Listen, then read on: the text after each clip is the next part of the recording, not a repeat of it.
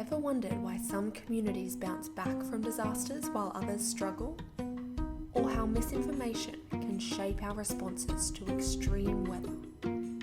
Get ready to explore the psychology of risk and resilience with Dr Connar McShane. Professionally Psyched is the podcast that brings you cutting-edge psychology research and real-world insights from our psych community of clinicians, researchers and educators alike. We're here to explore how psychology shapes our everyday lives and impacts the world around us. Hi everyone and welcome to Professionally Psyched. I'm Jessica Muller, PhD candidate in Public Health at James Cook University, and before we get started we'd like to acknowledge the custodians of the land on which we record, and for me today that's the Bindal and Wulgurukaba peoples, and I pay my respects to elders past and present and extend that respect to all Aboriginal and Torres Strait Islander peoples and cultures from wherever you may be tuning in from across the country. In this episode we're exploring the science behind risk perception, disaster preparedness and biosecurity. Join Psychology Honours graduate Nicola DeBartolo as she interviews Dr Connar McShane, a senior lecturer at James Cook University, whose research unpacks how value systems and identity shape our responses to threats, whether it's cyclones, droughts, or disease outbreaks. So grab your headphones and get ready to get professionally psyched about the power of psychology in shaping stronger, more informed communities. Enjoy. Hi, I'm Nicola DeBartolo and I've just completed my 4th year honours thesis in psychology. Today I will be interviewing Dr Connar McShane. Hi, thanks Nicola. So I am Connar McShane and I'm a senior lecturer in psychology at JCU. I also have some research affiliations as well with the Agriculture, Technology and Adoption Centre at JCU and their Centre of Tropical Biosecurity, but also an external affiliation with the Plant Biosecurity Training Centre, which is an externally funded centre with ANU and Canberra University. Lovely. That's really interesting. So what more specifically is sort of your area of research?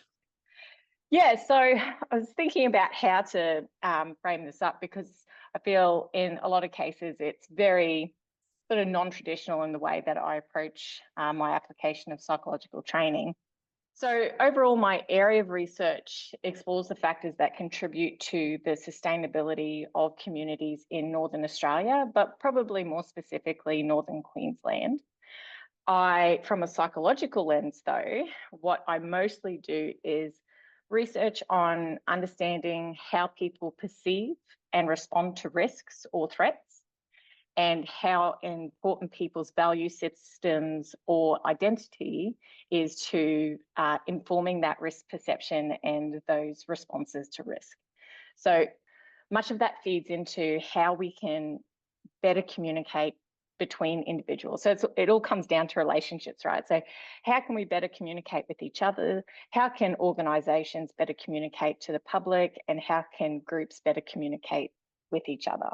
I can imagine that would be quite a diverse sort of area to be working within, because if you're thinking about risks for, farmers and for those rural, regional, remote communities, it's not just, I suppose, resources and time and infrastructure, but also weather events and, impacts of COVID over the last few years. Yeah, exactly. And that's actually one of the big areas that I work in is extreme weather event preparedness. So, and that's not just specifically with farming, it's like all of the communities within Northern Queensland, where I've done a lot of research and supervised a lot of research students that have looked at how do we perceive risks for cyclones, floods, drought, and then how do we work together and work independently to prepare for these long-term distant events that may or may not happen. So there's lots of uncertainty around them, but they can have really big consequences. So it's a tricky area to work in, because if we think about your everyday, you're prioritizing based on what's going to affect you immediately. And so getting people to think about those long-term things is quite challenging, but yeah, interesting. So that leads into my next question. What got you interested in this area of research, and sort of how did you pursue this as your career? So everyone loves an origin story. So, so I grew up on a small horticulture farm in North Queensland that was reasonably isolated. So it was 100 k's from the nearest town. So that also helped me understand, differences in access to services and health, education, all those sorts of things as well. So I think that isolation also played a part in my passion for pursuing enhancing outcomes for regional, rural, remote North Queensland. But yeah, growing up on the farm, I'm really passionate about agriculture, really passionate about understanding the dynamics of farming families and how that work and family components sort of interacted. And so I got into psychology because I was interested in people and why we think and behave the way that we do.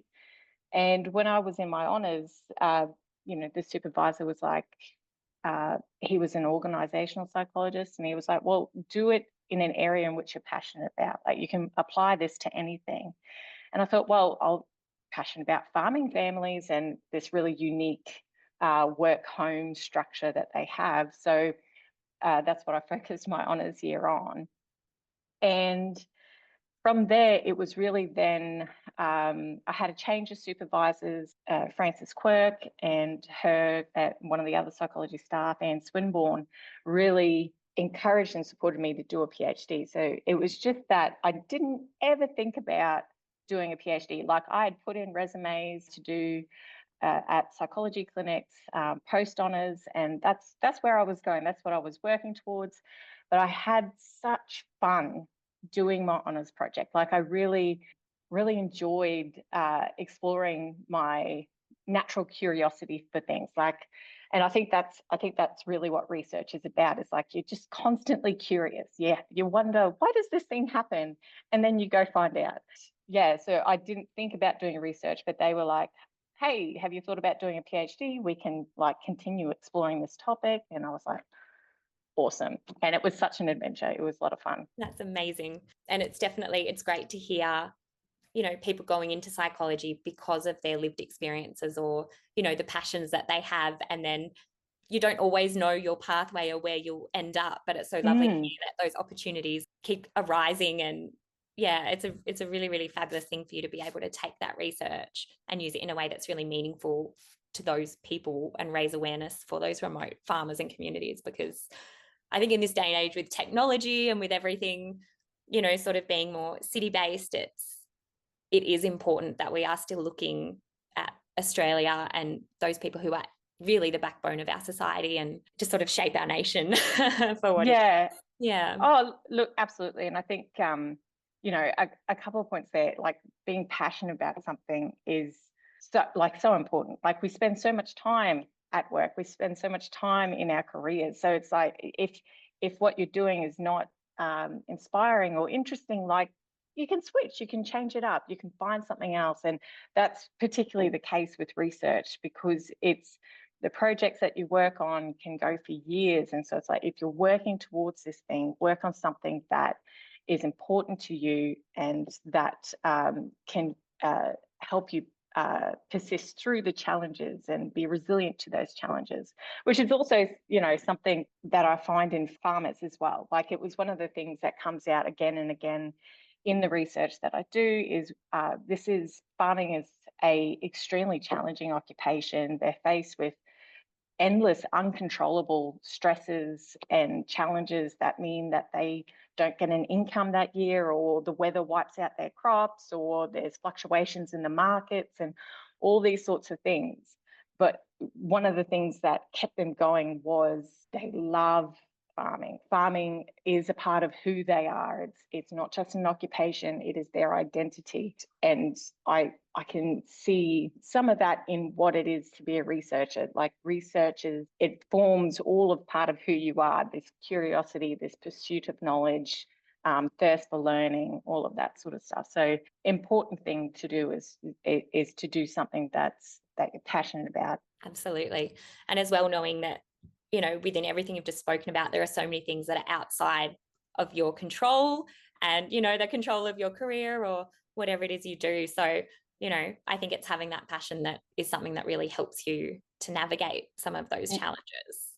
Yeah, like, I mean, you would have found it this year doing your honours project, right? Like, Absolutely. you can plan all the things that you want and then things go wrong and you have to adapt and you have to change. And so really being interested in your topic, but then also having supportive people around you, having good relationships with your supervisors or with your co-investigators or the team that you have around you is also then really important to help assist with that as well. Definitely. Those relationships are a key. Yeah. So leading on from that, what do you see as sort of the next big issue or area of research in your field of psychology? Because it's such a sort of an important and niche area to be working within. Yeah. So I'll jump back a bit to answer that question. Yeah. So some of the other areas that I'm working in, so I'm working a lot in agriculture and farming and working a lot in extreme weather. But then one of the big emerging areas that I'm doing a lot of work in is in biosecurity. Mostly that's in disease outbreaks that impact agriculture industries is where sort of my expertise comes in. And what that's about is understanding how to help people prepare, right? So it's all that perception of risk and response. But then also part of that is communicating in a way that we are getting the right information across to the right people, but also navigating a space that has a lot of misinformation in it as well. And so misinformation is a huge issue, and we're seeing that across like any research topic, any project that I'm talking with, any industry group, it comes out, like whether it's extreme weather events or agricultural biosecurity and public health. It's, oh my God, this rise of information is becoming this really big issue, because it also it plays within that space of trust with scientists and research integrity. And so I think those are two areas that they're really big areas, but they're two areas I think that are going to have a lot of impacts across. It doesn't matter what area you're researching in, where your application is, they're having big impacts. So two of my soon to be completed PhD students, Madison Green and Alison Sheaves, they're both working explicitly in that space and doing a lot of good stuff. So I think that's a big area that's growing, is that misinformation space.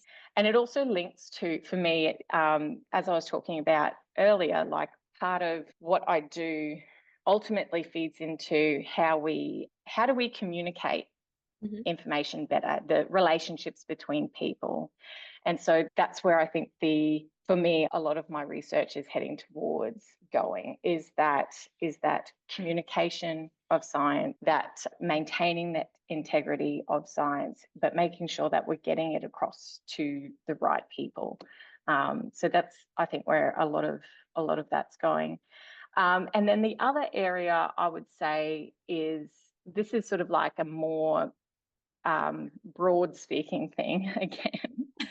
So as I was saying at the beginning, like my application of psychological science is a little bit different, right? Yeah. Where I really work across disciplines. I work with engineers, marine biologists, ecologists. Like, it's fantastic. Constantly learning new things that all the time, which again feeds into, why be a researcher sort of thing. But what I'm finding is that there is this really increasing demand for behavioral and social scientists. So people want to work with people who know people and understand people and can talk to people, because it is a unique skill set to our discipline, and a lot of other disciplines don't understand how to translate what they're doing to the people that they're trying to help.